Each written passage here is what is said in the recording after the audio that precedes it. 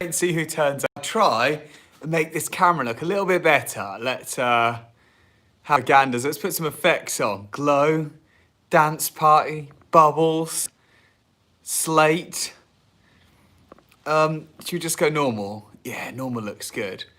Documentary, silver screen, haunt sketch. Ah, how are we gonna do the live today? Oh, someone's just turned up. I better sort this camera out. There we go, let's go with pop. Anyway, guys, how are we all? Hope we're all good. Welcome to the garage. Let's get the comments up. Let's make sure everyone can see. Live chat, all messages are visible. And just turned up. Tell me who you are. Say hello. A little bit early, guys, but welcome to the famous Robbie Ferry garage. Yeah, and today we're going to do a live, just talking about everything really. Life, ask me some questions, tell me what you're up to, tell me how your lockdown's going if you're in the UK. I want to talk about a few things. First one being, I want to talk about people that annoy me. That's the first thing I want to talk about, but I'm going to give it a few minutes. Hello, Jason. How are you? Jason Blackwell. He is a fellow MVR club member. Soon you will be finding out what MVR club is, but not just yet. But soon you'll find out about who MVR are and a club that is going to be coming out soon. Sorry, I'm sorting on my camera. You can tell my lighting isn't very good on this one. Guys, who else is here? Let me know. 3 people in. So let's talk about bikes and lockdowns. Should we turn that light off? Yeah, let's turn that light off. Hold there. Hold the fish. Right, where we at? Where we at? That's a little bit better, isn't it? Let's talk about life. Let's talk about lockdown. So it's like, I don't know, 5th day of lockdown now. Kind of lost count, really. I cycled a few days, fell off my bike, hurt my leg. If you've watched any previous videos, realise that wasn't ideal. That hurts a lot at the minute. You can see I can walk all right, which is good. But it's when I sit down and then go to walk again, then it's really painful. So yeah, like 5th working day of lockdown, I'm not really sure. I hope it doesn't go on for longer than they say. So hopefully by the 2nd of December, I can go back to work and normality can come back into life now. But apart from that, yeah, it's all good. Bar that I'm kind of just sitting around doing not as much as I'd like to be doing, unfortunately, but that's life. And we'll kind of just see what happens and see where we go to. So yeah, I want to talk, I'm going to wait for a couple more people to come in. I want to talk about Facebook Marketplace and eBay and bikes. I know. So I've got all the team here, all the bikes. Got the Ritchie, there it is.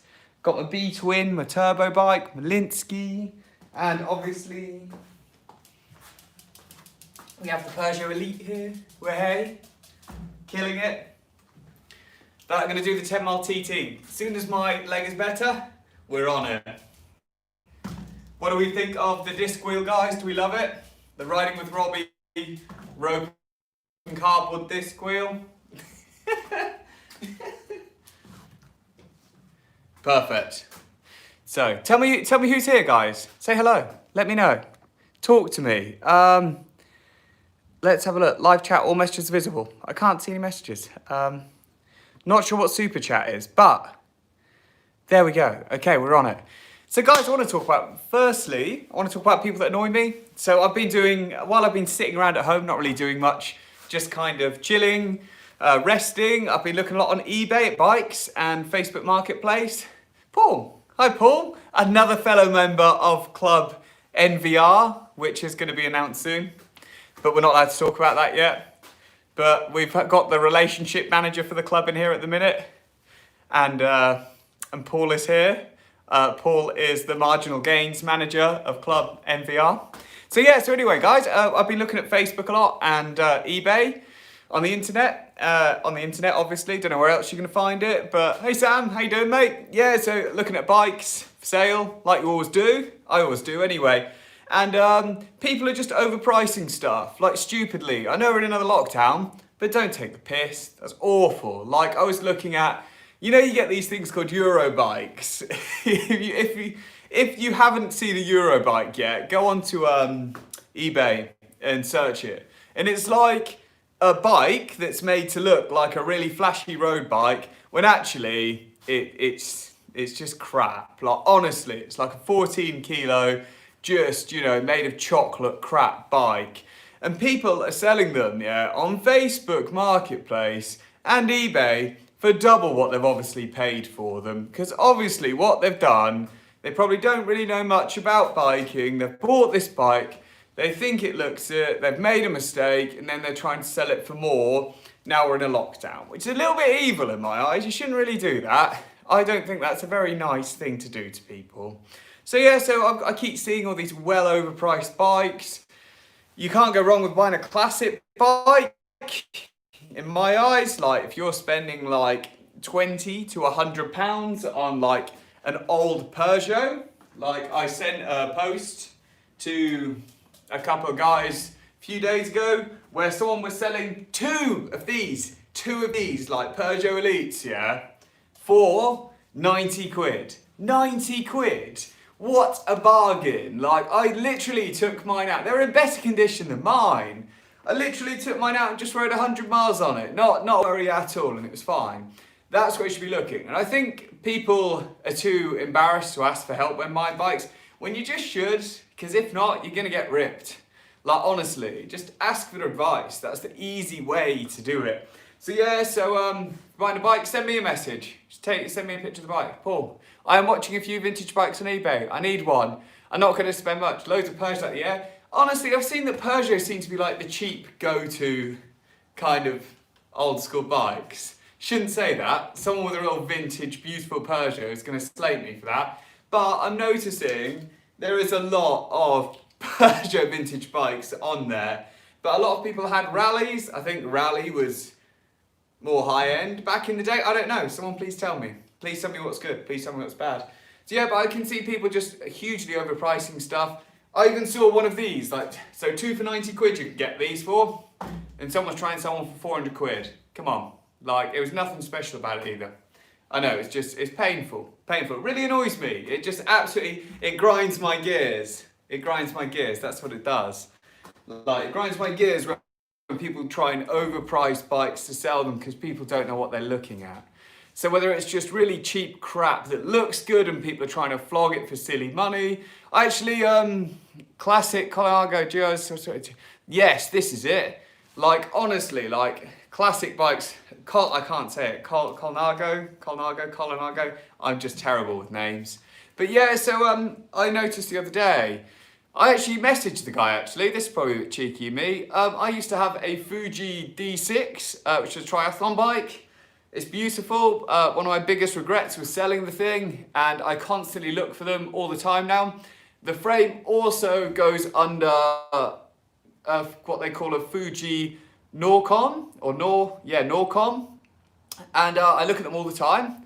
I saw one on Facebook Marketplace for 3 grand.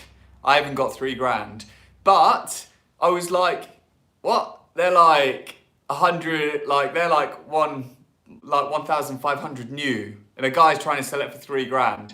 So I think, okay, I'm going to have a look at it. So I have a look at it. Flat pedals, he'd ruined the frame by attaching a lock to it, and it was all getting scratched, and the carbon was gone. And I wanted to send him a message and just say, mate, you're asking for double what that bike is new. You've ruined it because the carbon's already cracked. You know, you've abused that poor thing and you're trying to sell it for double the money that it's worth new. And I thought that's disgusting. Like, these are people with no heart and no morals. So that really upset me. And I looked at it and thought, so I sent him a message, you know, and I was I was really upset actually. Yeah, I was really upset. And I sent him a message and I was just like, oh, will you go any lower on it? Thinking just, you know, let's see if it can be flexible. Yeah, he offered 2.8.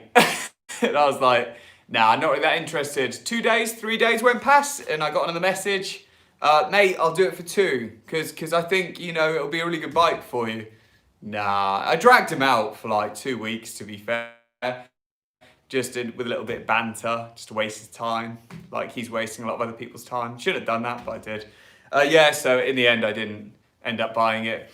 But the one came up on Facebook Marketplace 2 days ago for 950 quid, and now it's gone down to like 800, and I haven't got 800 quid. If I had 700, I'd offer him 700 for it. because it's just kind of like one of my dream bikes, this Fuji D6. It's a very standard bike, but it's just one of my dream ones, and I'd love to do some proper TTing, and I really regret selling my old one, but you know, these things happen, so it is what it is. Guys, ask me some questions. It's a question and answer session. Like, give me some questions, guys. Let's have a look. Let's see what we've got going on. I need to stop holding a bike in my hand. Let's have a look at the questions. What we've got going on, guys. Comments. Live chat. Here we go. Okay, here we go.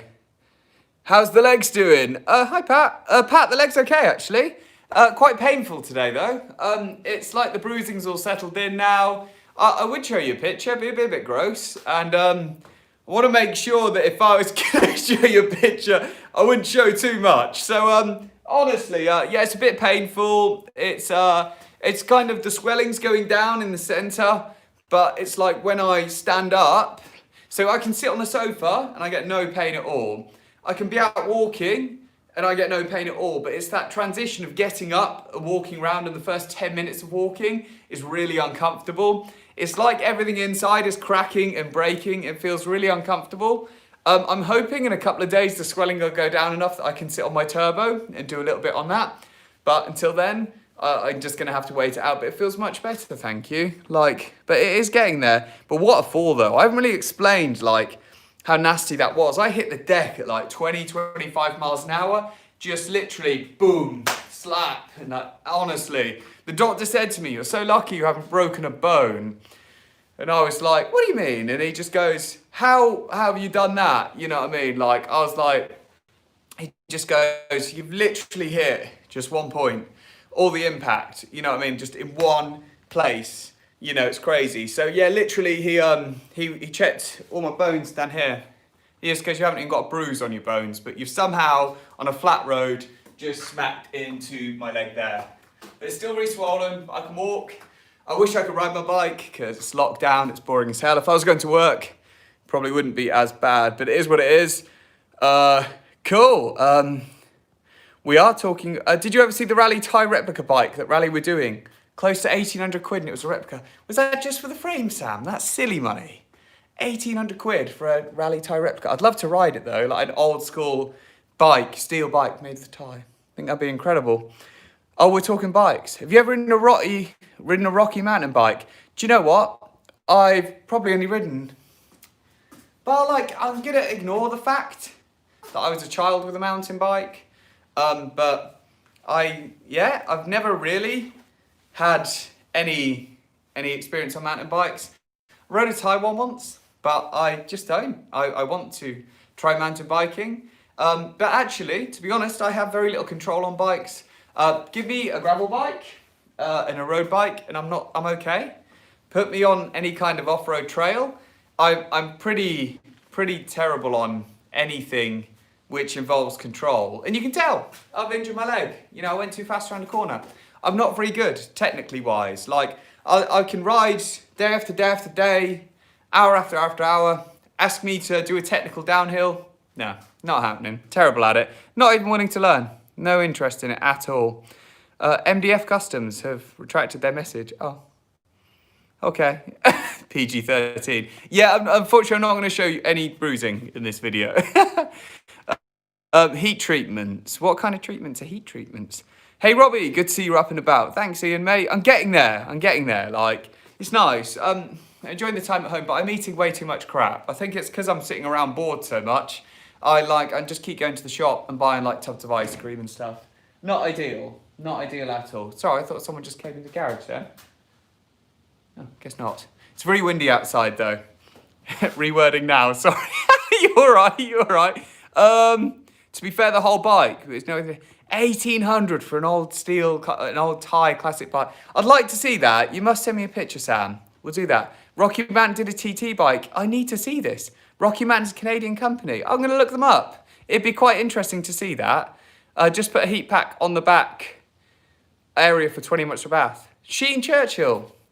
I was going to have a bath today, but I find it very uncomfortable sitting down, Pat. It's really terribly uncomfortable sitting down. So I was a bit worried about sitting down in the bath. That could hurt. Sam, How's your coach Neil after his race in Italy? Oh, Sean, sorry, Sam? There's Sam's and there's Sean's. Sean Churchill, how are you, mate? Good? Yeah, he's all right. I spoke to him a little bit. I haven't really caught up with him in a while. I've been a bit off the planet kind of thing, but he's okay. He did really well. Like, it was absolutely insanely, like, the competition was so tough, but he did really well. I mean, you know, I'm really proud of him. He absolutely smashed it. He just, Neil's, he's a great coach, and he had a couple of his other clients in there. They did really well. Yeah, I'm really proud of him. I think he finished like 20th. It was an amazing field. It got very cold at night.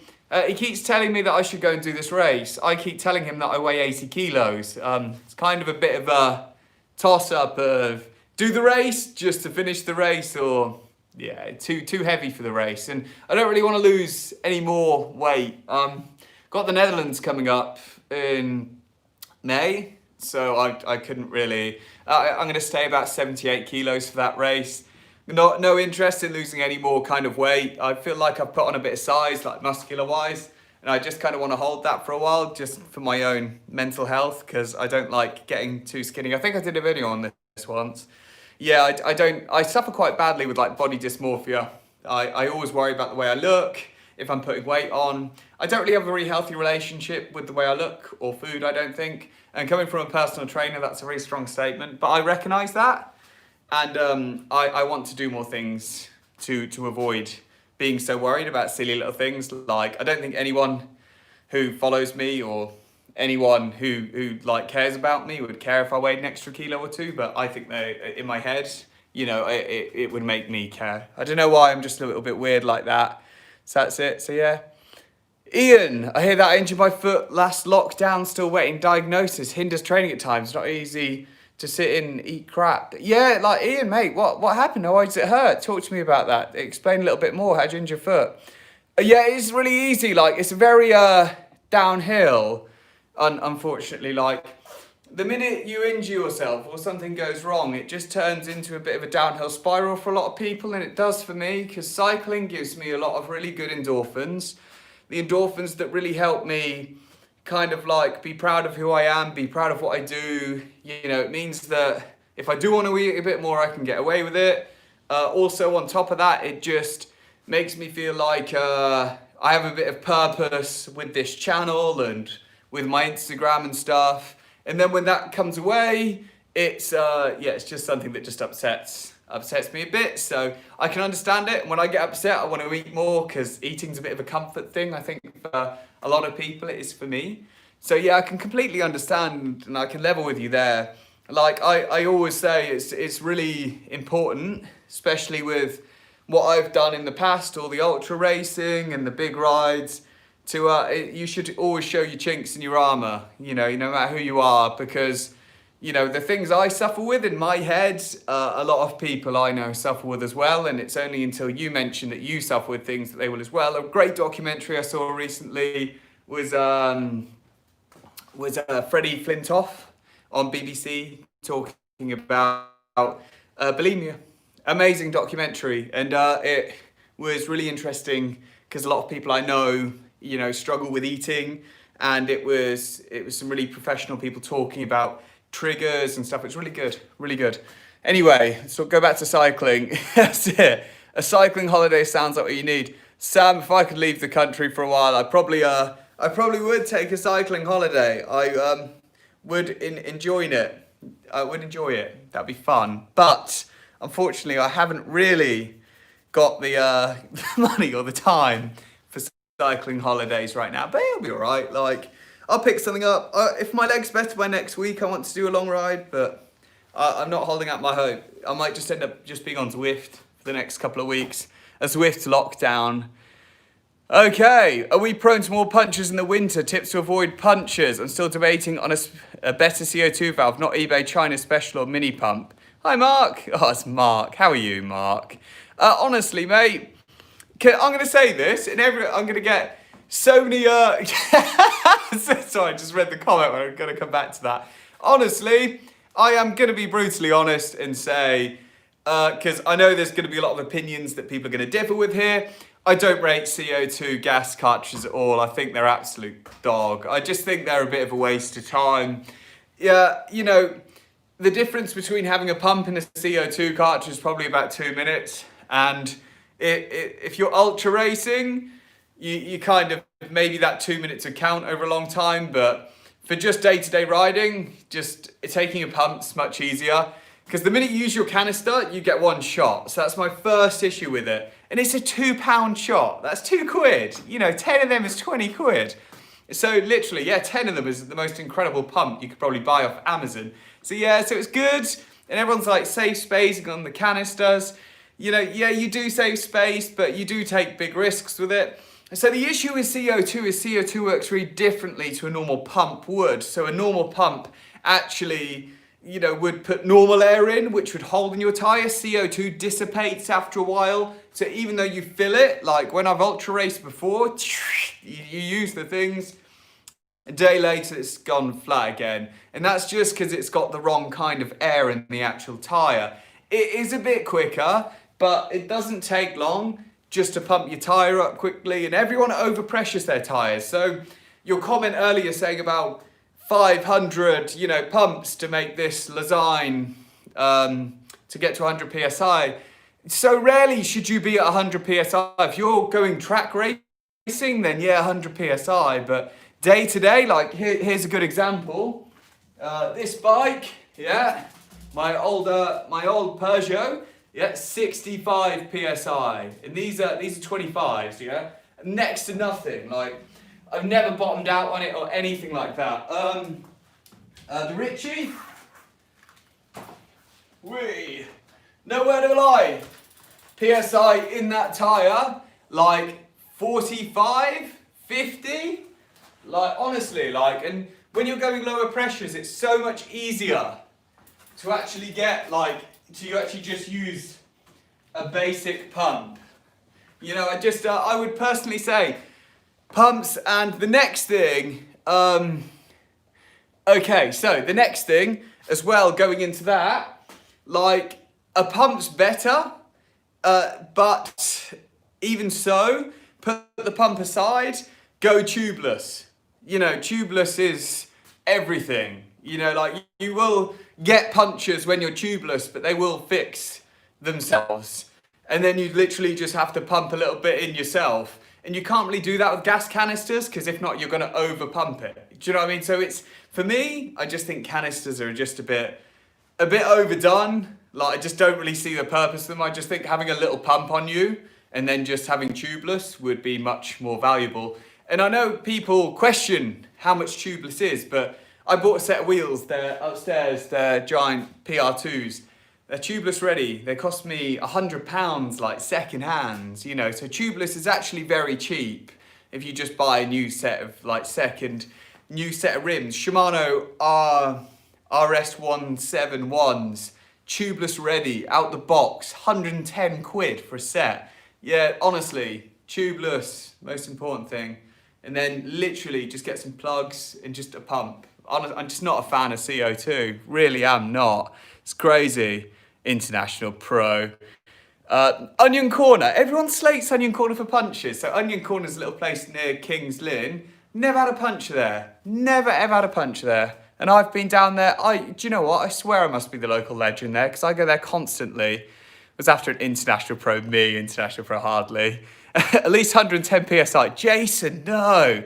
Never below. And that's on tubeless. Oh, Jason, no. No, no, no.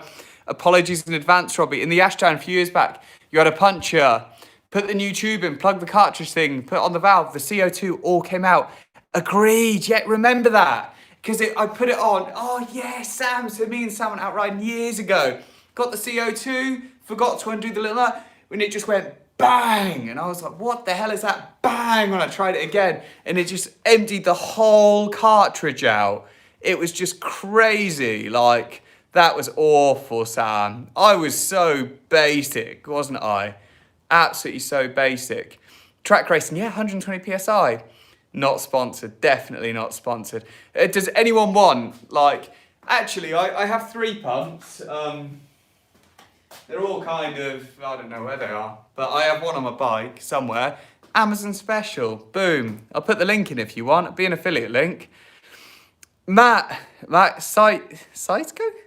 I'm not sure how to say that. I do apologise, Matt. Matt, how do you approach fitting your bikes? Actually, I'm going to give some really unprofessional advice now about bike fitting. I've never had a bike fit, never a proper one before. I've had people kind of instruct me, but never had a proper one. Honestly, that's come from years of just trial and error. You know, like it's okay. Like, honestly, I've just learned over the years kind of where I need to be. I would highly recommend a bike fit, but a decent one, like a £300 one. And I'll do that when you go out and buy a really decent bike. When you're learning, you'll kind of know where you need to be. GCM videos are great to help you fit your bike. That's kind of how I got my saddle height. Anything handlebar height, higher, the more comfortable, the lower, the quicker and more aggressive. My approach is kind of just YouTube and GCM videos. Get a turbo, you know, get a mirror or something, set it up, like I've got a mirror here, put my bike next to it, and then I'll just ride. But I kind of feel as though I've found a really good position to ride in, and I just don't want to change it. And although I've been kind of advised to get a bike fit many a times, I can ride like 300-400 miles and still have no issues. And that, like, me and Paul went down to Brighton and back, like a few weeks back. No issues at all with my bike fit, my saddle, anything like that. And if I can ride that far and not feel uncomfortable, then I think I'm just going to leave it where it is. But that's really bad advice, so please don't take me on that. Okay, what else we got? Thank you, Matt. I enjoy making the videos. It's good fun. Like, it really is. I eventually want to do more and more crazy stuff, but crap time of year and I just keep getting injured and ill. It's unfortunate, but we'll do some cool stuff, you know, soon, coming up. Next year, I want to be a mental year. We'll see. Thanks, Roy. With reference to a £2 a shot CO2, if you use cheap Chinese valves, you get no shots for £2. Yeah, exactly, that's the one. I run at 100 PSI constantly. Honestly, like, the scary thing is, so I got told, Robbie, why are you riding 100 PSI? You know what I mean? It's crazy.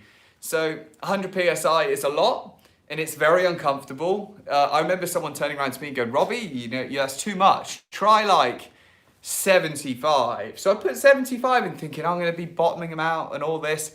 No, I wasn't any slower.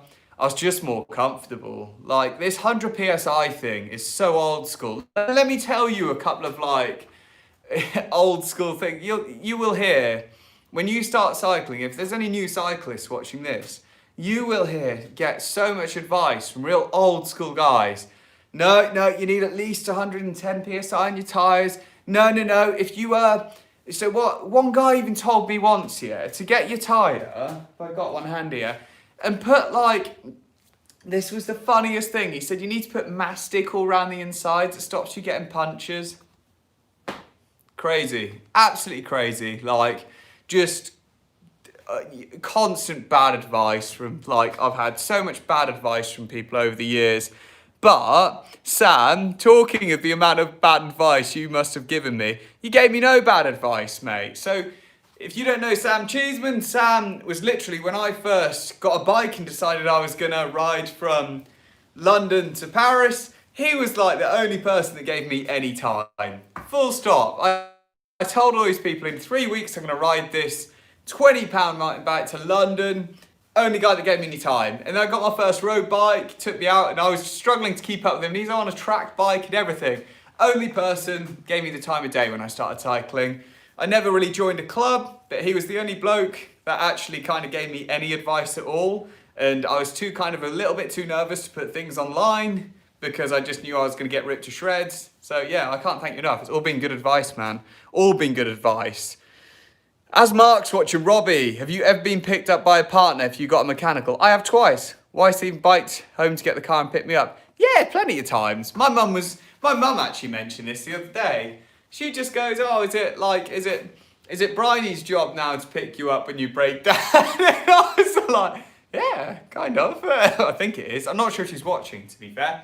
But honestly, yeah, all the time. Like, honestly, like all the racing I've done, and like I've had loads of mechanicals. Like pretty much 90% of stuff I've fixed on the side of the road.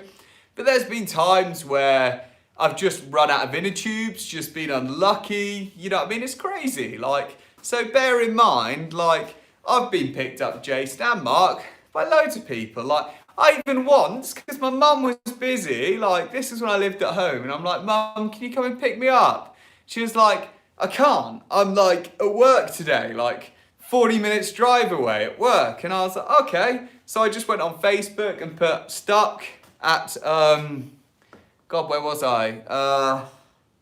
Stuck at like Wolverton, somewhere like, stuck at Wolverton, bike broken, can anyone help me? Within like 20 minutes, I had 3 messages of people going, yeah, I'll come get you now if you want. And then someone came and picked me up and helped me out. You know what I mean? So yeah, so it's crazy. It's normal. Like, honestly, you got to help people out. That's all you can do. Like, we're all friends here. Like, we ride bikes. We may go for each other's local legends and comms, but it doesn't really matter. Like, someone needs help, they need help. That's all it's going to be, isn't it?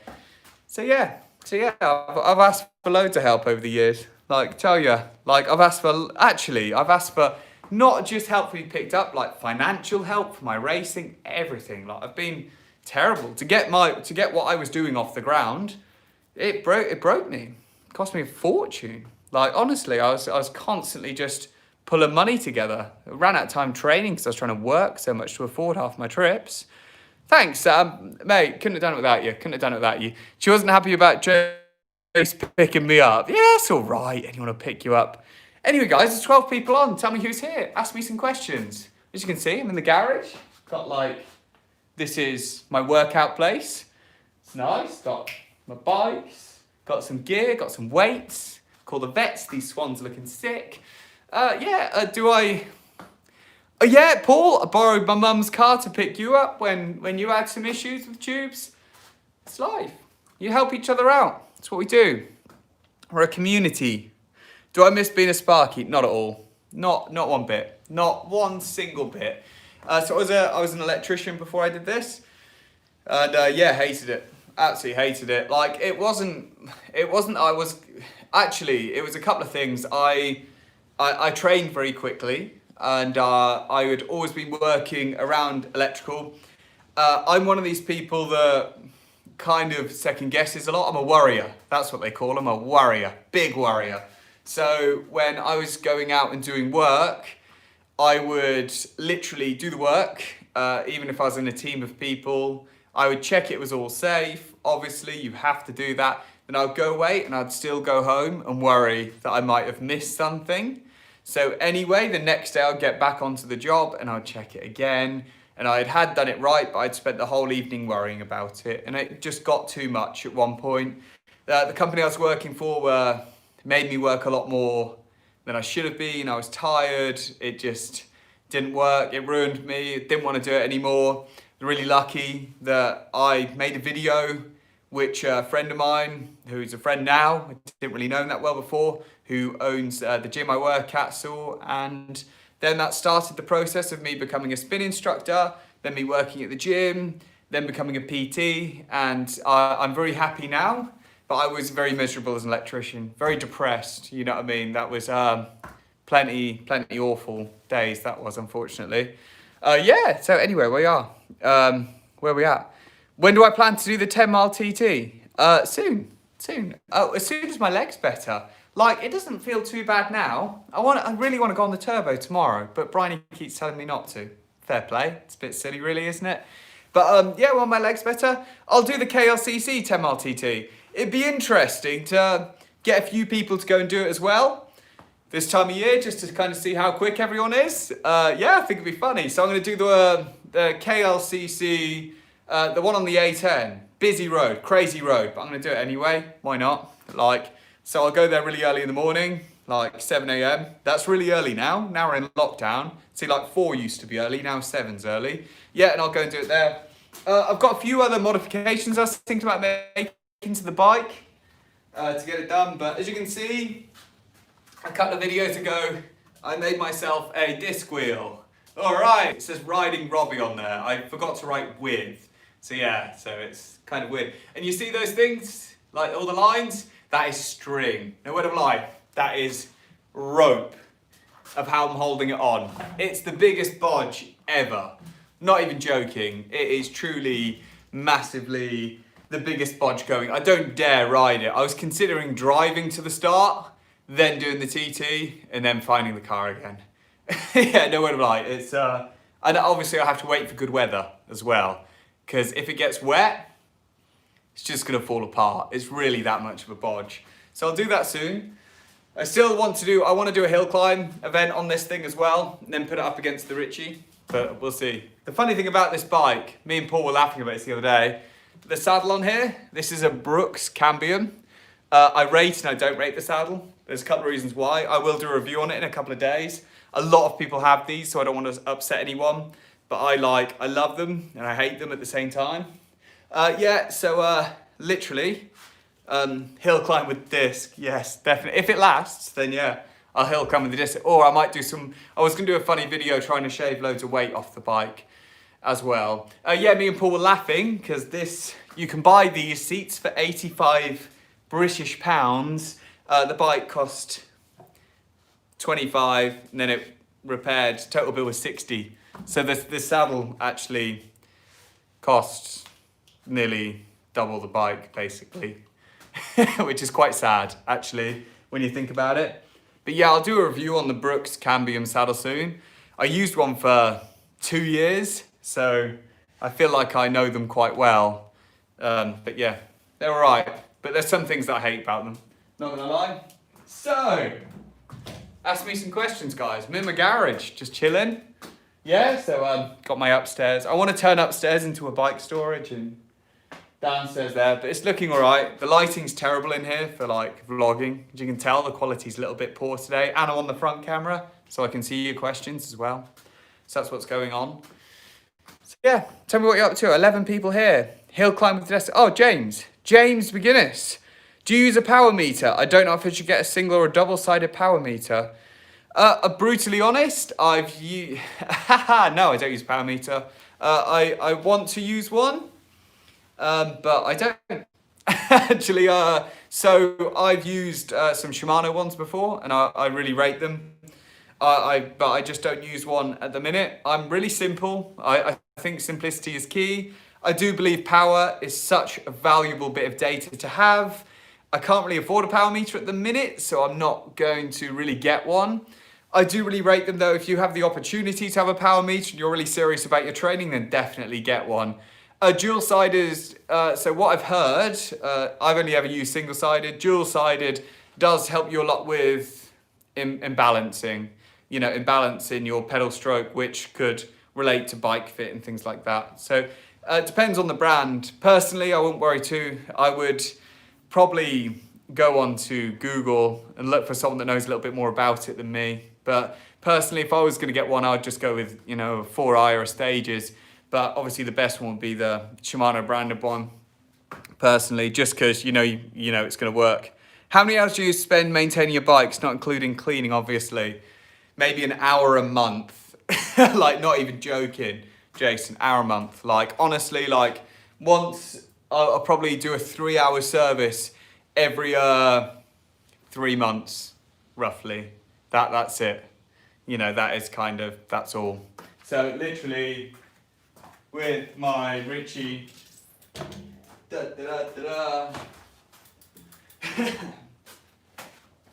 every few months it gets a cassette, it gets a chain, and it's still yet to even have a chain ring after 7 months and a lot of riding, really. So yeah, very little maintenance.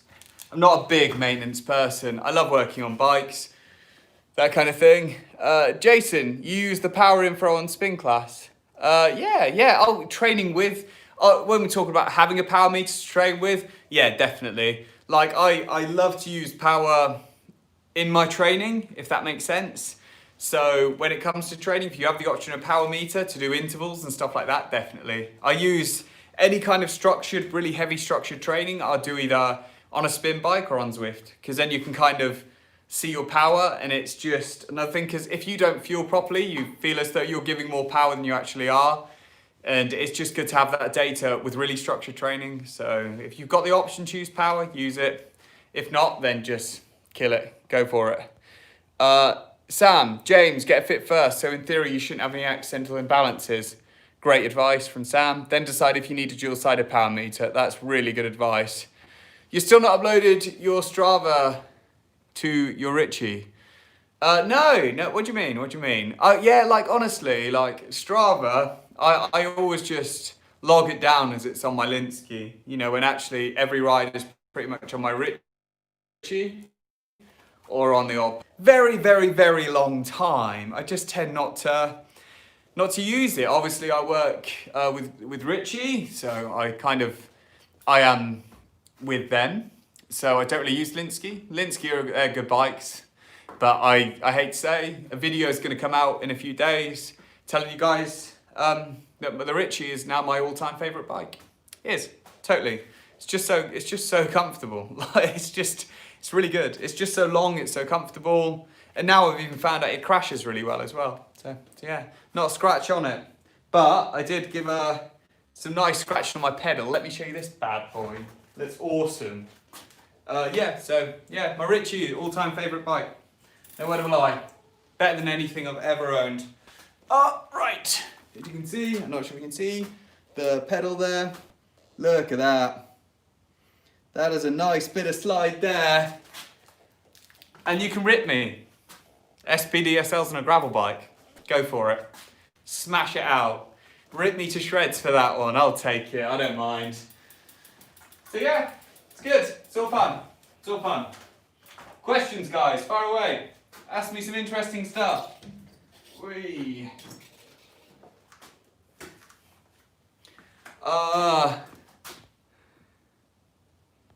But yeah, Ian, I will get my Richie onto Strava at some point. 50 quid for the Linsky, plus a tenner to charity.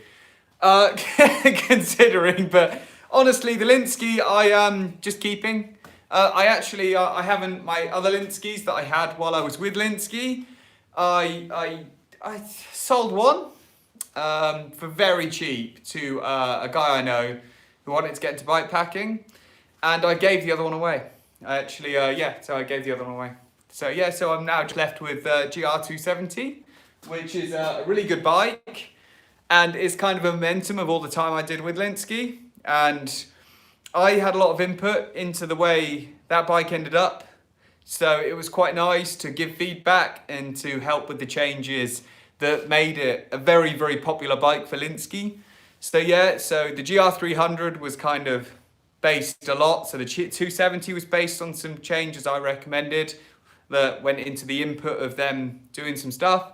And then the 300 kind of grew up from that. So I'll never let that one go because it's kind of like my bike, really. It's just kind of like, it's just a reminder of all the fun trips. It wasn't actually, I never really did anything crazy on that bike. I didn't actually finish one race on that one especially, but it was just kind of a memento of all the good times I had riding with Linsky. But I must admit, as great as that bike is, it's not my Richie. And that's a weird thing to say.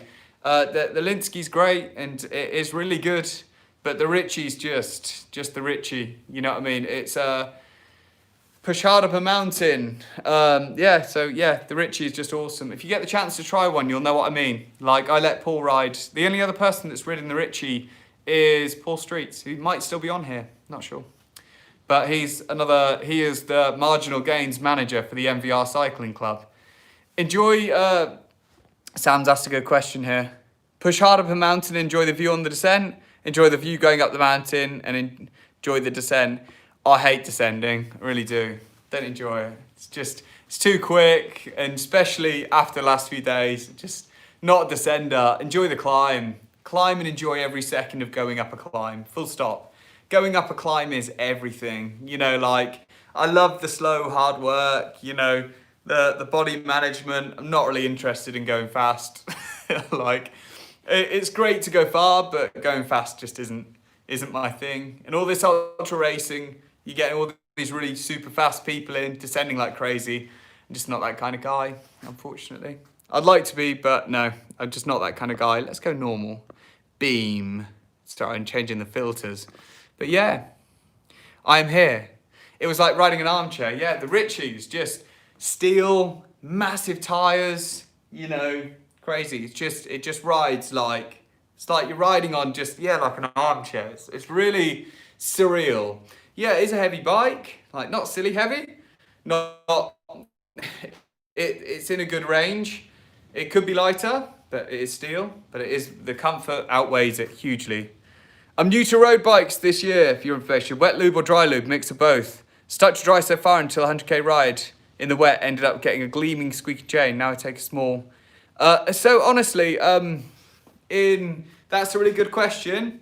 Wet lube or dry lube? Dry lube, I am using at the minute.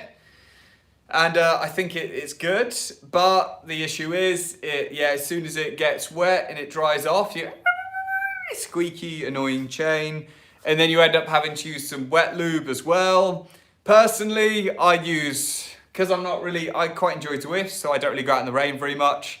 If I was going out in the rain, I'd just be on wet lube, or if any kind of mixed conditions, wet lube, or if not, if it was just sunny through summer all the time, I use the muck off dry oil, which is okay. But Sam put a better one in the 3-in-1. That's pretty good. Yeah, I'll probably go for using that. If you're not sure, 3-in-1. That'll just do everything. But a squeaky chain is a really unhealthy chain. Never have a squeaky chain. I remember once I took dry lube on a bikepacking trip and just ended up squirting it with water because the noise was annoying me so much every like 5 minutes. It's terrible. I ran out of water really quickly. Yeah, 3-in-1 hydraulic oil is great. Do you take your bike packing bags on off depending on what ride you're doing, or just leave them on? Always take them off, to be honest, Jason. Like, I could get away with taking less stuff. Like, and honestly, like, I'd be much quicker if I didn't have my bags with me. But I just like having them there. It's nice because I know I've always got like some warm gloves in there, things like that. Just, I'm always well looked after. I've always got some food, all my repair stuff. It's easier just to leave them on there. And it looks cool as well. I'm more of a bike pack than anything. And I just like to think if I needed to go anywhere, like my Richie, I could just chuck a little bag on the back, put some sleeping stuff in, and then my clothes could go in the front. I'm pretty much there, good as gold. So yeah, I always leave it on. I don't understand. And I said this to Paul the other day, how people go out with like these tiny little, God, I had one, where is it? Like, these tiny little saddle bags to fit everything in. Like, where'd you put your jackets, your gloves? You know, like, you could fit like 2 tubes in there in a multi-tool. That's it, it's nuts. Like, where do you put all your stuff? Where do you put your food? Your pockets in the back? No, I hate having stuff in my pockets in the back. So yeah, like, it's crazy. It's crazy. Some people use a storage bottle. I like the idea of a storage bottle, but then again, I don't really carry bottle cages, so yeah, doesn't it? It's not the size it's okay, bottle with dry lube in. Okay, right, yeah. 650 versus 700, got a Kona Row, 650B after years of 700C. I think I'm favouring the 650 gravel off-road overall. Can't blame you, Matt. Like, honestly, I haven't really done anything on 650B, to be honest, but I'm looking at a set of 650B wheels at the minute, so I can run bigger tyres, like 2.1s. And I spoke to Neil, my coach, a while ago, and he started running 650s, and he said they're amazing. He said you just get so much more tyre, so much more comfort, so much more control. They fit the bike a little bit better, more clearance. So I am going to try 650 soon. Honestly, my only worry is getting the right tyre size. And that sounds weird because when you drop the wheel size, you want your tyres to come out, because if not, it adjusts not adjusts all your gearing, it just makes the diameter different. So you have to be quite careful of that. So providing I can get that same diameter, because I really like the way I'm geared at the minute, then I'll go for it. Then I'll be happy. But yeah, honestly, I'm 700C all day long, but I'm going to try 650B. My only worry is 650B. A friend of mine did a lot of 650B, and he went into Europe and abroad for quite a long time, and he really struggled to get tyres. He's had to get them sent from the UK out. 650B tyres are very hard to get abroad, unfortunately. It's a very UK thing from what I've been told. Paul Streets, tungsten all-weather lube, works really well, doesn't pick up any dirt. Like that. Carl Kershaw. Carl, how are you, mate? Noticed a few comments on videos recently. Thanks, man. Hope you're feeling better today. Thinking of doing War of the Roses, coast to coast, 170 miles. Furthest I rode is 50. Any tips for comfort and pacing? Such like all the best. Honestly, Carl, firstly, again, thanks for all the comments recently, man. Really enjoy them. Way of the Roses, is it War of the Roses? Way of the Roses? I've heard of this. It's a really good hilly ride. Make sure you got a nice tailwind. That's what I've been told. A really good bonus for that. Honestly, I would get yourself up to riding a ton before you go for it. Everyone's gonna tell you this advice. Eat before you're hungry, drink before you're thirsty. So I actually, when you do a 100-mile ride, if you start to feel hungry or thirsty, then you need to start thinking about when you're eating and what you're eating and trying to up it. You always want to feel fueled and you always want to enjoy it. I think the most important thing is be comfortable. Don't take a really aggressive bike. Just be on a really nice, comfortable bike, nice, comfortable saddle. If it was me and someone said, oh, we'll leave at 8 a.m. and hopefully we'll be done by 8 p.m. I'd be like, no, leave at like 5 a.m. and then just literally have the rest of the day where you've got loads of daylight. You want to take all the stress out of it, you can. I'd look at the route, I'd maybe even plan some places to stop. Knowledge is power. When I'm going into a long ride, so a really good example, me and Paul going to King's Lynn to Brighton and back a few weeks ago. I've done that trip so many times. I know exactly the roads to go on. I know where I can get my food. I know where I can get my water. And the brain work's done then. And it's this security in the back of your head that you know exactly where you're going, the roads you're going on, whether it's going to be light or dark. Learn about your kit. Make sure you know how to change tires, things like that. All these kind of little things like that. Everything, just knowledge is everything. So do a 100-mile ride. Learn everything you can. Do as much as you can and enjoy it. The most important thing is just to enjoy every moment of it, because before you know it, you'll be done and you'll be planning the next thing. You'll be really missing the ride. So eat lots, drink lots. I know I burn like 500-600 calories an hour. I try to aim to eat 200-300 an hour minimum. And that doesn't sound like much, but it is a lot. And try not to skip your meals. So if you left at 5 a.m., make sure you have some breakfast at like 8, 9. And then lunchtime, 1 or 2 o'clock, have some more big food, like a meal. Try not to snack all day. That really helps. The key is if you eat and drink enough, you'll feel happy. And if you're prepared and you've left early, and you've got a really long day to do it, you'll just enjoy it more and you'll value it. If you're rushing, then everything will just get messed up. So just enjoy every moment.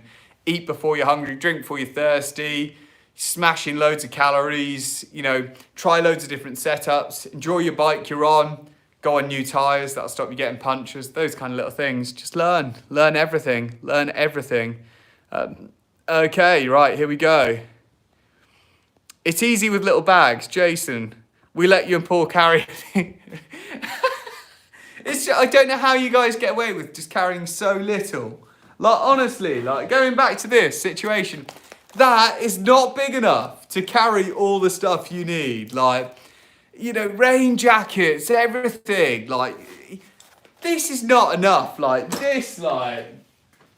As a minimum, a nice big frame bag. That's what you need. Or even, I haven't got the other one. The smallest bag I use. Stuff like, where is it? Stuff like that. That's what you need. A proper frame bag. It's Pro Discover one, by the way, in case you're wondering. Nice proper frame bag. Waterproof. Jacket in here. Food and tools in there. None of this chucking everything in your pockets. I think it's crazy. I think everyone's crazy that does that. But then again, they're probably a lot quicker than me anyway, to be fair. 2.1, that's an MTB size. Honestly, so many people so the Ritchie on 700C wheels can fit a 50C tyre in, and that's with enough clearance for movement. 50C. A guy sent me a picture of a Ritchie, a 700C wheel with a 2.1 mountain bike tyre in, and he says it fitted fine. I thought it was pretty close, but it did look really good. You know what I mean? So I would go 650B. I'd love to go mountain bike tyres. I'm not interested in being quick. I could probably use a little bit more grip, to be fair. Matt, steel is real. Steel's everything. Like, I love it. DIY, techno. Yeah, good man. Legs getting there. Still quite swollen. You know, it looks like, it doesn't look very pretty. I'll probably put a picture on my Instagram later of it, but it's getting quite painful, but it's all right. It's getting there. I'm hoping I'll be riding a bike in a couple of days, maybe do an hour on the turbo. I wish I wasn't eating so much. I'm eating a lot at the minute. I just kind of went down the shop and got loads of ice cream and crisps. That was a really bad move, but you know, I'll probably put on a pound or two just while I heal. I'll lose it again after, I'm sure, that kind of thing. Yeah, it is what it is. In lockdown anyway, you know what I mean, that kind of thing. Thanks, mate. Gonna start base miles are everything, Carl. Like, base miles are everything. Sam, how much core work do you do? Not a vast amount, really. Could do more. So I do get a lot of core training from doing like a lot of all-round body workouts. So actually, I'll take you on a trip. Let's go in the garage, guys. Let's go in the garage. I use this. I use the power tower. So that I do pull-ups on, dips on, and leg raises where you sit in it and you kind of like bring your legs up. Not going to do any because I don't want to damage myself in any single way, shape or form. So I use that quite a lot. And the best thing since sliced bread, where is it gone?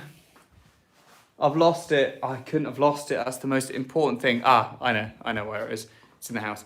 Yeah, a roller. I use a roller as well. You know, so they're kind of the most important things for core work. For, in my opinion, a roller, you know, even doing sit-ups at home, core is everything. If you get a strong core, it protects your back. You know, it means you can get to these awkward positions here so much. But yeah, you'll, just by doing a lot of kind of, even lunges and stuff, that promotes core. Squats promotes core. I could do more core work. I think doing maybe 2 sessions a week where you've got some core exercises in is enough.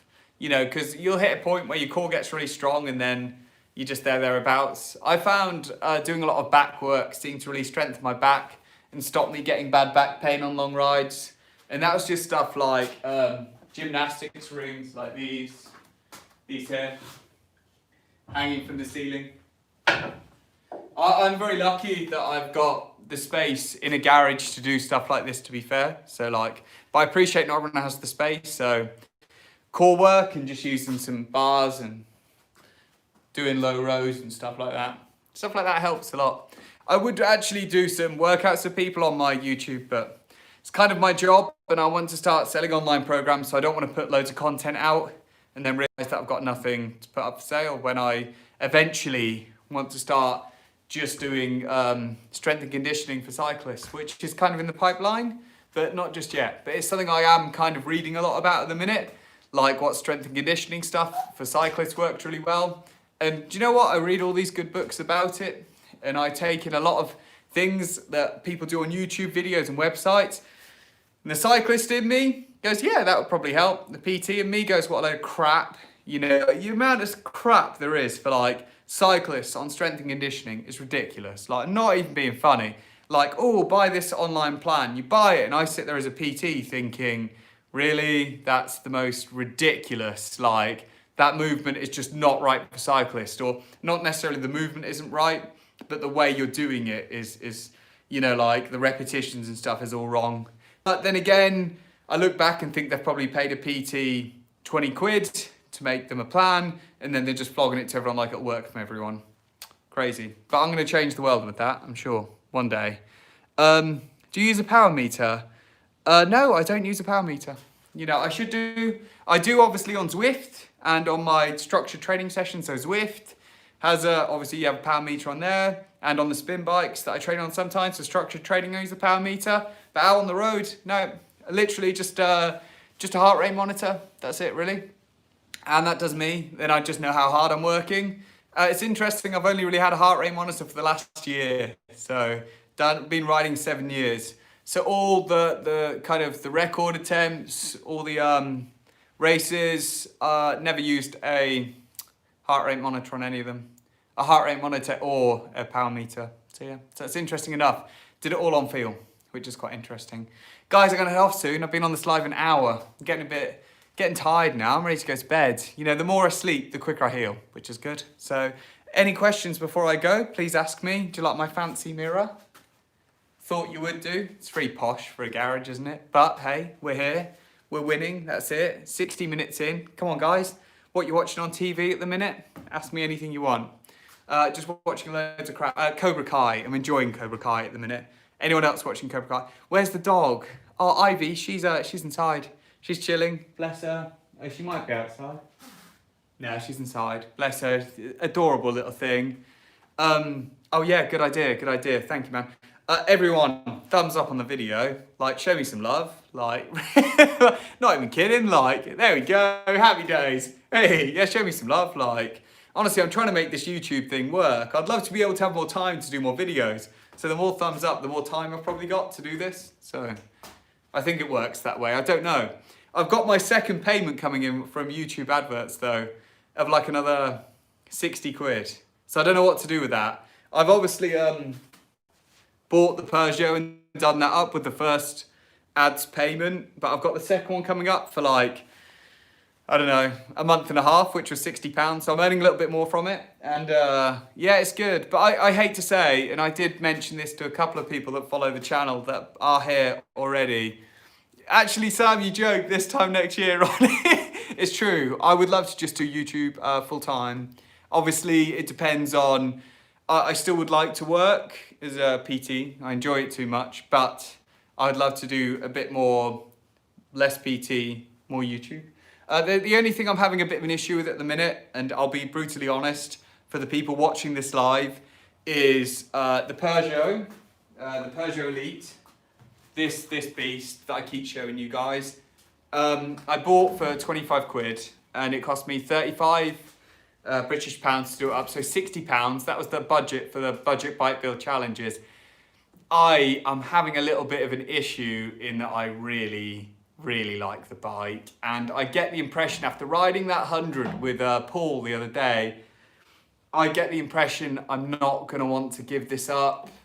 So I might actually donate the money to charity or buy someone a bike instead and give a bike away, because I've just fallen in love with this bike. And when I was younger, I had a Peugeot nicked, which my dad had given me, and it was kind of soul destroying because I there was always this gap there of like something quite sentimental going missing. And I just feel like the Peugeot has kind of filled that gap, and I just couldn't sell it. It's not even about the money. Like, I'd literally just put the money trade. I would like to buy a bike for £60 and give it to someone who needs it, you know. But honestly, this one, I think I'm really going to struggle to get rid of. Yeah, I really am. And I was thinking, if I kept it, what would I do with it? And it was like, you know, it's perfect. If you look here, it's got horizontal dropouts. So I would make a single speed. I've got a set of aero wheels that would go straight on it. Or I have an Ultegra group set, which would go on there really nicely. It's either going to be a modern bike with a modern group set and carbon rims, or it's going to be a kind of single speed with some aero wheels. I think probably a single speed with aero wheels would be quite cool. But yeah, I'll probably end up buying another bike and giving that away instead, just because, especially after the 100-mile ride, I just love this bike. It just rides beautifully, guys. Like, it just reminds me of old bikes, and it's the same age as me, so it's quite nice to see something work, which is about my age, as weird as that sounds. Yeah, definitely get some upgrades. Any deserving youngsters in KLCC who need some kit, doesn't have to be huge. Honestly, yeah, it would go to someone that just, I think wants to probably get into cycling but can't afford it. You know what's scary? There's a big community of cyclists out there. There's people with a lot, okay, here's an old school thing, owning a lot of bikes. Like, I own 4, yeah, you can see them now. I've got the Peugeot Elite, got my Ritchie, got my B-Twin, which is just for a turbo. I've got my Linsky, they're my 4. I don't have a lot of bikes. I don't intend on owning any more, bar the Fuji D6 I was talking about earlier. So honestly, I probably would just, instead of, I'd maybe either donate the money to charity, or find a really cheap bike and give it to someone that deserves it. A lot of people have a lot of bikes, and there's a lot of people that want to get into cycling and they just can't afford a bike, or they just can't afford to get a bike to try it. They don't want to spend 400 or 500 quid on their first bike, and no one's kind of willing to lend them one. And it could be a great sport that could really help them with mental health, with, you know, joining a community, making loads of new friends. We live in a world now where, you know, there's a lot of kids and youngsters growing up on iPads and probably being influenced by the wrong people, like the people that just go, like, are going out getting drunk all the time. Do you know what I mean? Like, I know that sounds like a bit weird thing to say. If it could be quite life-changing for someone. If I got given a bike when I was like 18, 19, I probably would have ended up taking cycling up a lot sooner. So it would be nice to do that for someone, to give someone a bike and maybe maybe if they linked into it, change their life a little bit, like cycling has changed mine. But I do intend on the channel, the money from the channel, not really going anywhere bar back into building a cycling community, wherever it may be. And obviously, I mentioned earlier, a few of us are kind of starting a club as well, which is going to be interesting. It's very strict rules on this club. It's going to be a very special club, and you're going to laugh at me for saying this. The entrance exam is going to be quite something special. So yeah, it's weird, and I know I will say a little bit more about this in some future videos. But yeah, we're starting a club. It's called NVR Cycling Club. What that stands for, you cannot know just yet. Until you're a member, you're not allowed to know what NVR stands for. That's the thing. So yeah, so it will be an application to join, and if we think that you're right for the club, then we'll invite you to join. So it's going to be very special. 3 people in it already. Me, a guy called Jason, a guy called Paul. You know, so it's going to be interesting. But I'm going to announce that in a few days, and that's something that we're going to be able to do some special stuff with, especially when this COVID thing is all done and dusted. Anyway, guys, you have 2.5 minutes to ask me anything before I go away, and I'm going to go chill out, maybe watch some TV, play some Xbox, you know, see my pup and all that kind of thing. Sean Judge, it sounds like Fight Club. It is a bit, but yeah, it's going to be interesting. I've been wanting to kind of like be part of starting a club for a while, so it's going to be like no other cycling club. Let's say, not very rude. What do you mean, not very rude? Talk to me, Sam. Yeah, it's going to be like no other cycling club. Like, it's not going to be just give us a tenner and join. It's going to be strict entrance, invitation only, you know. But it will be for the day-to-day cyclist, not for anyone elitist. Not interested in people that are elite. It's day-to-day people that we want in there. Still with a little bit of craziness. NVR, not very rude. Oh, yeah, actually, yeah, I didn't think of that. Not very rude. Yeah, no, it's it. Some people are calling it, Neo Velo Racing. That was one of the names originally thrown around that people thought it was. It's not. You know, there's quite a long, stringent story of how we came up with NVR, but only until you remember do you know what NVR actually means. It's not a name. It has a very important meaning. An acronym. I can't even spell acronym. So it's going to be interesting. It's going to be interesting, but we'll see. But yeah, it's going to there'll be some rules to the club, and yeah, it'll be good. But if you want to reply, you know, the website will go live in a few days. And then yeah, we'll see. We'll see if you've got what Club NVR is looking for. That's what we'll see. I'm going to head off in a minute, guys. I will save this live if anyone wants to watch it back later. And hour and 10 minutes. Wow. There goes my data allowance. No, I'm kidding. Got 160 gig data allowance on my phone. But the Wi-Fi reaches here, which is good. So hopefully you've seen this. So yeah, that's it. So guys, anyway, I'm going to hit the road. Knackered. We'll do a video tomorrow. I'll do a review on probably the Burke saddle. because that'll get some views in, you know, maybe some more subs. If you could do me a massive favour though, before you go, there's 11 people here, share the channel. I really want some more subscribers, like not gonna lie, you know. Yeah, coming down to a level where I'm asking, you know. Would love more subscribers, would really help me. It would help grow the channel. So if you could share the channel, you know, everywhere, like, you know, spray paint it onto the front of your house, that'd be brilliant, you know, or maybe your Facebook wall, or like if you're on Twitter, please share the channel.